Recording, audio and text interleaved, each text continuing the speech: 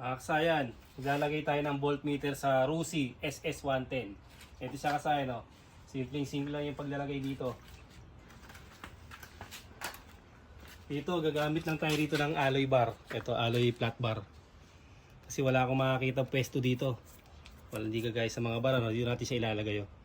Tapos kasayan, isasama na rin natin yung yung negative. Pag higpit natin dito, naglagay na rin ako ng negative naka I-terminal. Ito siya, ha. Tapos ito yung natin, voltmeter. Naka-cable tie lang to. Naka-cable tie lang ating voltmeter. Tapos ito, pwede tayong pumunta sa loob, ha. Pag binuksan natin to, itong na to, sige, wag mo nang buksan. Dito, kita naman yan dito, eh. Ito, ha. Hahanapin nyo yung susian. Ito yung susian, ha. Yan. Dito kayo kukuha ng ng solid black at saka solid green. Ito siya, black green. Dito nyo lang siya ilalagay. Pag nailagay nyo na, okay na siya. Gagana na yung voltmeter. Pero ito, ang ginawa natin dito tayo naglagay ng ng body ground. Kasi ito nilagyan natin ito ng ng stick glue. Ito to. Naka-stick glue na to para hindi siya pasukin ng tubig. Mas sumaba ang buhay ng natin, voltmeter natin. Ito na yung gagamitin natin na ground. Tapos sa brake light switch, ito siya, oh. Meron kayong makikita rito na green na may lining na yellow at saka solid black. Etong solid black, yun yung ating accessory wire. Dito na tayo kukuha. Dito tayo papasok dyan sa loob. Ito siya, ba? Ito. May makikita kayo rito na na green na may lining na yellow tsaka solid black. Itong solid black na to, ito yung ating ito yung ating accessory wire. Gagana lang siya pag may susian.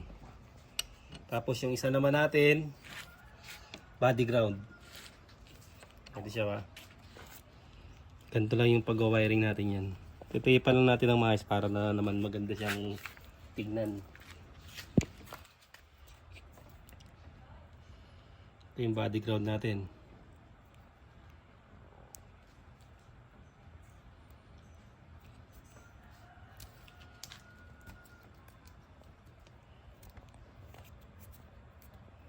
Negative or solid green, ha. Kung sa susian kayo kukuha, solid green tsaka solid black.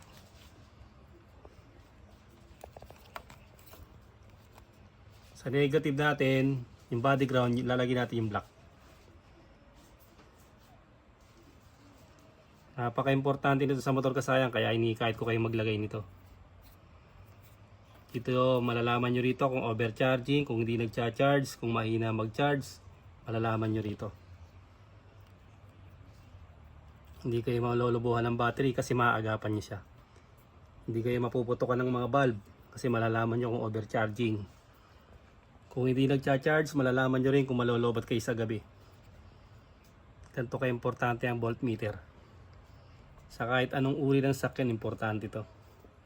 Kasi dito nakasalala yung reading ng ating battery. Kung lobat na ba siya o hindi. Kung may problema ba sa wiring, malalaman din natin dito. Mataas ang reading ngayon, kinabukasan mababa na. Malalaman natin kung may grounded. Kasi ito siya. Ito naman yung ating accessory wire. Sa mga baguhan pa yung accessory wire, malalaman lang siya pag binuksan mo siya yung susian. Saka pa lang siya gagana. Halagay natin sa body ground.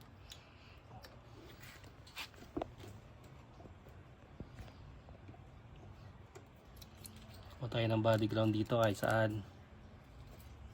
Tapos susukin natin yung accessory wire. Yan, wala siya, gagana siya pag binuksan yung susian. Uy, wala. Walang supply, ah.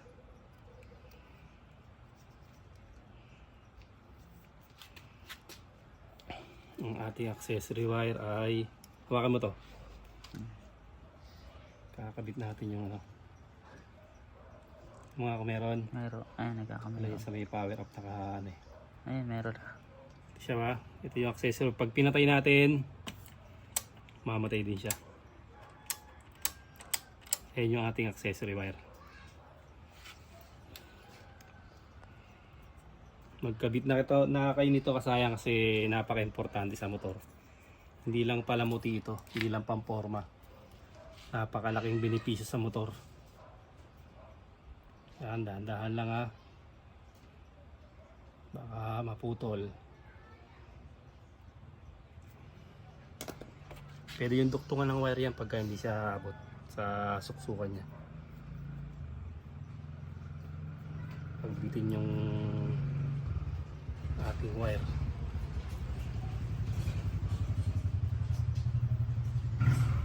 Sa brake light switch natin kinuha. Hindi na tayo magtatasta sa loob. Kasi kung magtatastas tayo, susyan ito yun. Dito tayo magbubukas. Balot na balot ang Rusi SS110. Kahit anong motor to kahit mga Rider 150 dito lang din. Kawasaki Fury dito lang din.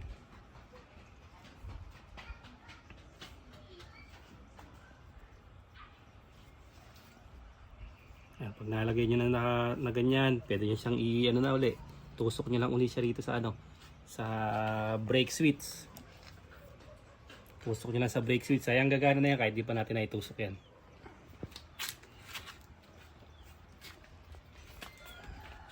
Ating voltmeter.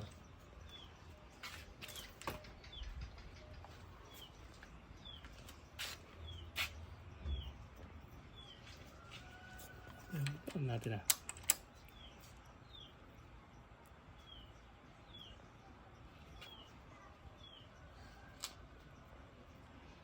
Yes.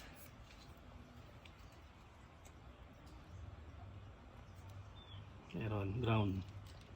Yes, natin pinalagyan na ating ground. Positive. Negative. Ito naman siya. Wala. Nangyari sa voltmeter natin na wala Sira pa yata yung nasample natin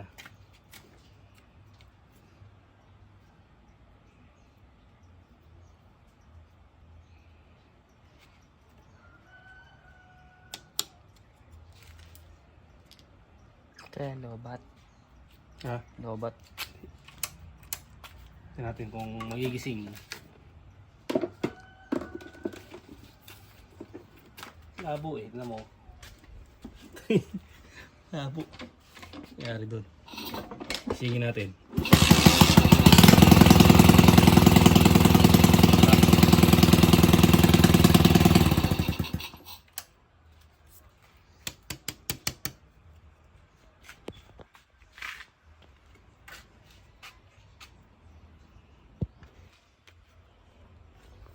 Tingnan natin kung mahina yung ground o malakas.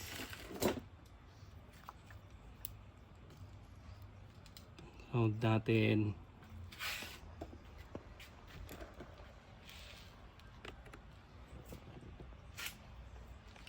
Mahina yung ating ground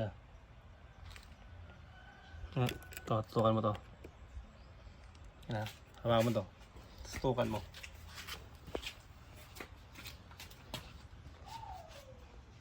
Lagyan natin siya ng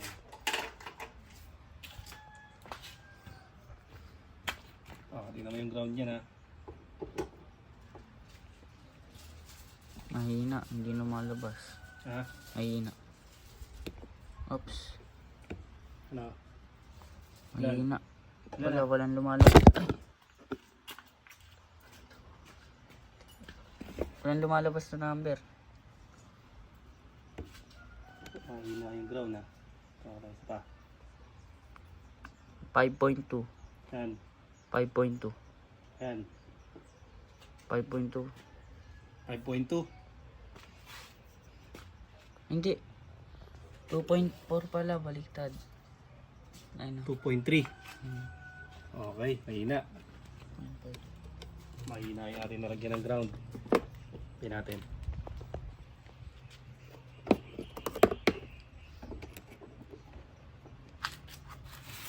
Ayun na, 12.6. Ilan na? 12.6. 12.7. Okay na?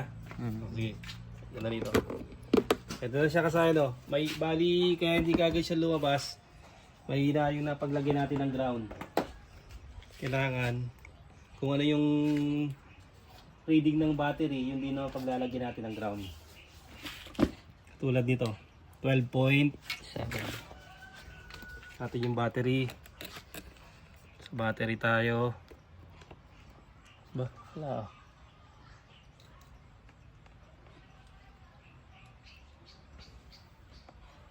Kulang pa. Kulang pa sa higpit. Ah. Ito yung pinaglagay natin ng ground eh.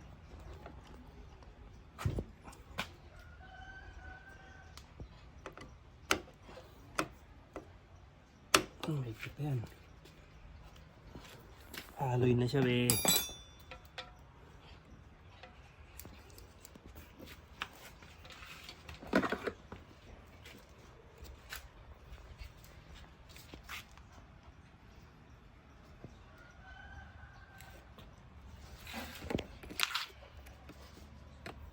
Wala. Ito sa kabila. 12.8. Ito sa kabila. Nandito. 12.8 yan. Ha? 12.8. Pinapaglagyan natin mahina. Ganito gagawin natin dyan.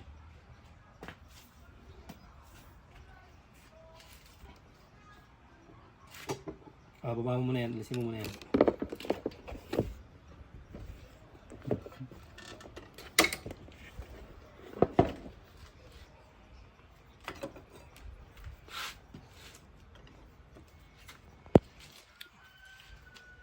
Alloy siya pero mahina yung bolt, yung ano niya. Natin na.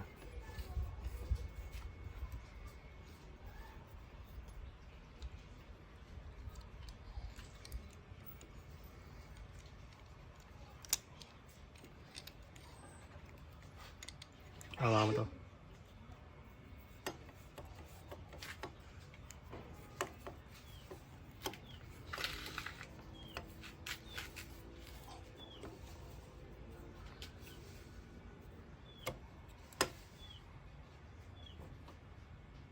Kailangan tumawid dito yung ano sa alloy niya para sigurado.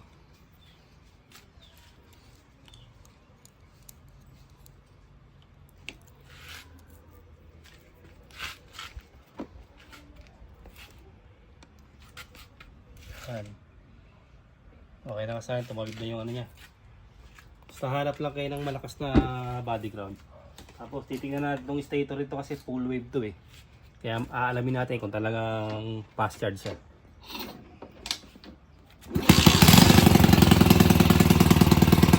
Fast charge nga talaga na kaya, full wave charger. Ito siya kasaya no, kaya fast charge siya. Kasi ang nakita natin, yung nakaraang video natin kung paano malalaman kung sira na stator, ito siya oh. Ito yung nakita natin oh, dalawang kulay yellow. Tapos naka-float yung ano niya, ground. Ito yung ground nyo. Tapos dalawang yellow. Full wave siya. Kaya napatunayan natin na ano siya talaga, fast charge. Ayan siya. Ganun lang kasaya yung paglalagay ng voltmeter. Simpleng-simple lang. Nare-reading kaagad natin siya. Kahit walang rebo.